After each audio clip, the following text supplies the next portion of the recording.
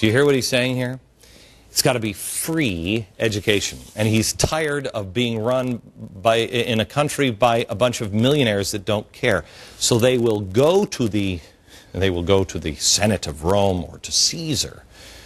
They will go to Nancy Pelosi or to Barack Obama or whoever and take it. It is the same thing that happened in the Roman Republic, not the empire. 31 BC. Octavian came to power. This is the adopted son of Julius Caesar.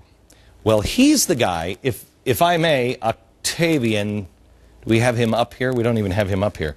Octavian is this guy. And Octavian is this guy.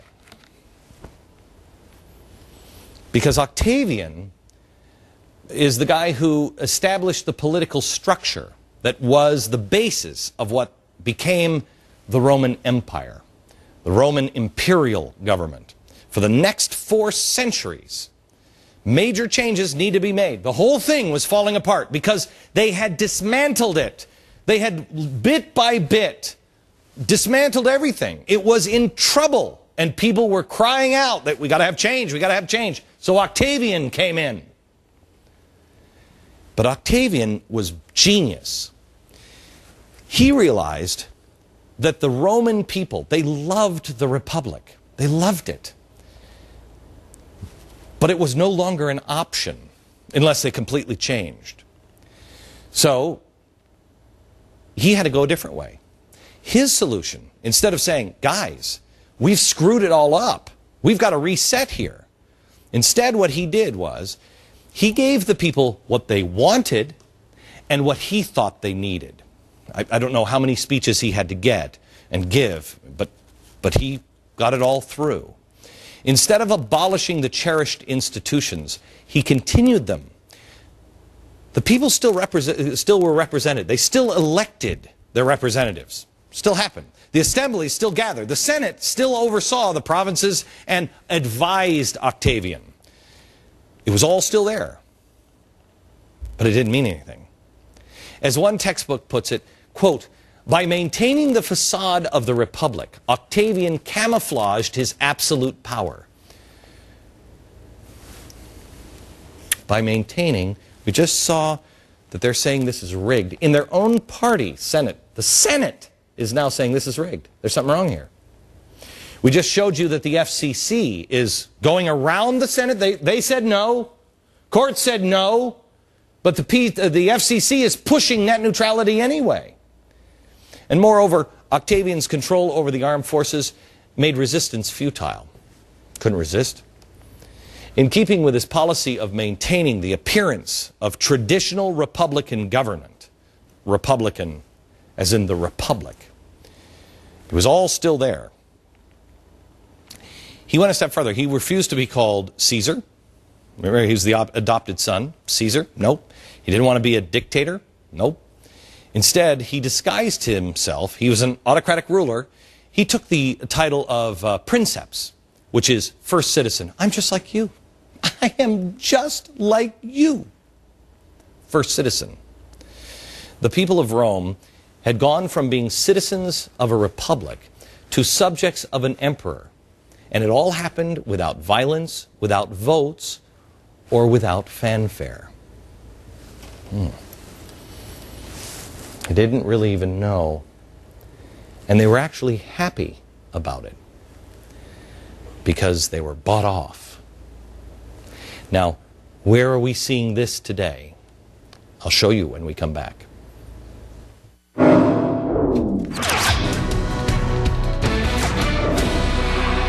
I have to tell you, we're so backed up. I have so much to share with you tonight on ancient Rome and some of the other things. And then this is from a book, The Road We Are Traveling, Stuart Chase. It's extraordinarily difficult to. I only have a copy of it, literally a copy of it. We had one of our producers stand at a Xerox machine to copy it because you can't get an old copy of it. And I want to show you what's happening in ancient Rome, and then what happened in the 1940s and where we're headed now in the future We have so much information. This is the first third of this book, Broke. I'm going to give you a free preview of Chapter 1 from Broke, Ancient History, Modern Lessons. If you can't get out into the bookstore and get it, that's fine. Just sign up for my free email newsletter tomorrow, and I'm going to give you the first part of this section of the book. You'll find the newsletter at glennbeck.com. Sign up. Tomorrow it will be in your email box. That's glennbeck.com. And tomorrow night, a town hall meeting in, I think, 500 different movie theaters. I'm going to be live with a group of people in Pittsburgh. And we're going to be talking about this and what do you do now? What do you do? That's tomorrow night. Check for a local movie theater around you that will be playing that tomorrow night live. Okay. The fall of the Roman Republic and into an empire. Because I think this is where we're at. The empire begins. We're not looking at the decline and fall of the American empire because we're still a republic, but we're teetering. The enemies of the republic right now are doing the same thing that I'm doing right now. I am looking for what are the answers and the solutions. They're doing the same thing too. They're repeating history. But what they're trying to do right now is to convince you that communism and socialism is better than capitalism. They are doing everything they can to achieve their goal without you knowing it. And they are engaging in some pretty crafty wordplay. I want you to see some of this stuff.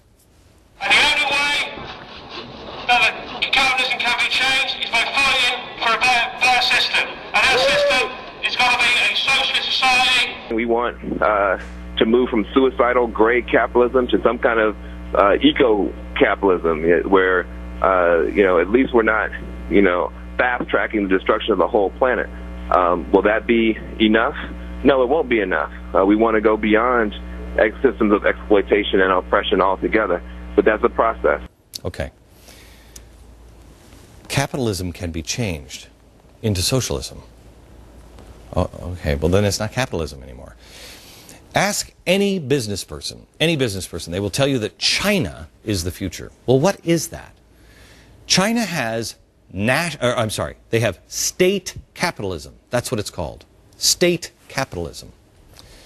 Well, let's define capitalism, socialism, and communism. Capitalism, the government protects your right to life and liberty so you can pursue your happiness. So in other words, can you watch my house and my kids and make sure you can't just pick me up off the street? I'll live within the laws, but I'm going to go out and do these things, and you just protect this stuff. That's capitalism.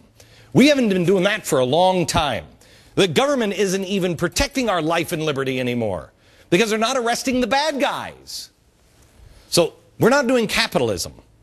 But understand, the government protects your right to do what you want to do.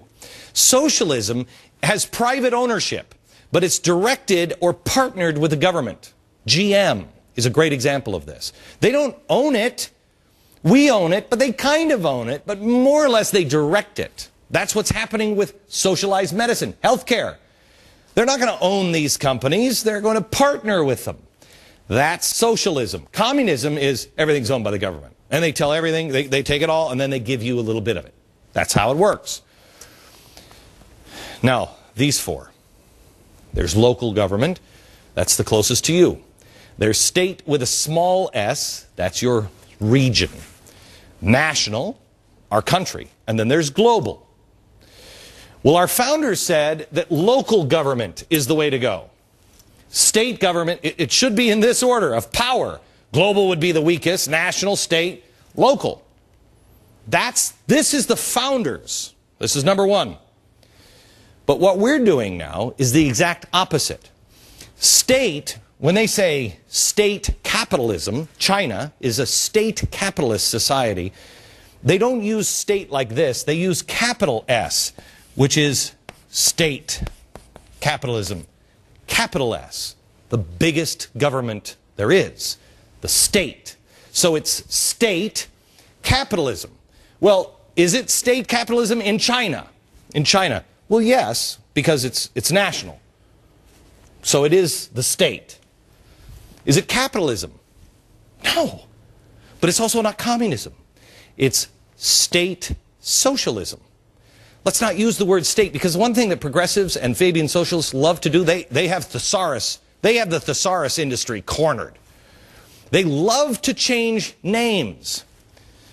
So we know it's not capitalism and it's not communism. It's socialism.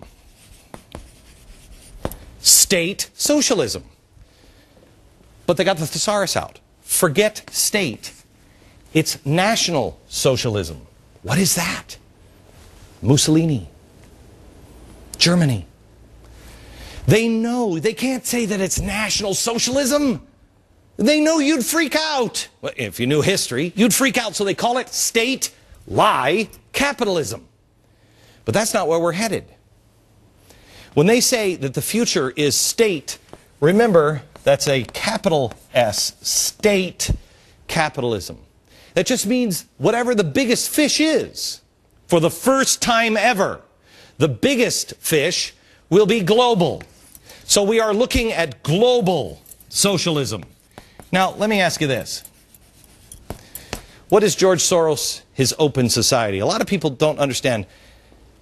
You say you want an open society. Well, who doesn't want an open society? Of course you want an open society, but that's not what he means. That's not what that dream is. That dream is a nationless planet. So we're not talking about what they're creating over there. We're not talking about national socialism. We're talking about state socialism, the globe. Because we're talking about a world without nationalities. Oh, they're not going to tell you that now. But that's what George Soros will. The head of Bolivia's army just came out and said, quote, "We declare ourselves anti-imperialist because in Bolivia there can exist no external power imposing itself. We declare ourselves anti-capitalist because this system is destroying Mother Earth." This is another lie we're being told. It has nothing to do with capitalism. None of it. Here's Mussolini's words. National Socialism, Mussolini. Everything for the state, nothing outside of the state, nothing above the state. So, in this segment, this is all I wanted you to get. When China says they're using state capitalism, it is a lie, because the definition of capitalism does not fit China. Neither does communism anymore. It fits socialism. State is just another word for national. National socialism is Mussolini. It is Hitler. And more importantly, in The Road We Are Traveling, a book that was written, the guy, I think he was the guy who coined the phrase the New Deal. He talked about state capitalism. He talked about this new system. He just called it System X, that we were changing into. Wait until I read to you what he said we're changing into. See if you recognize any of these things. Back in a minute.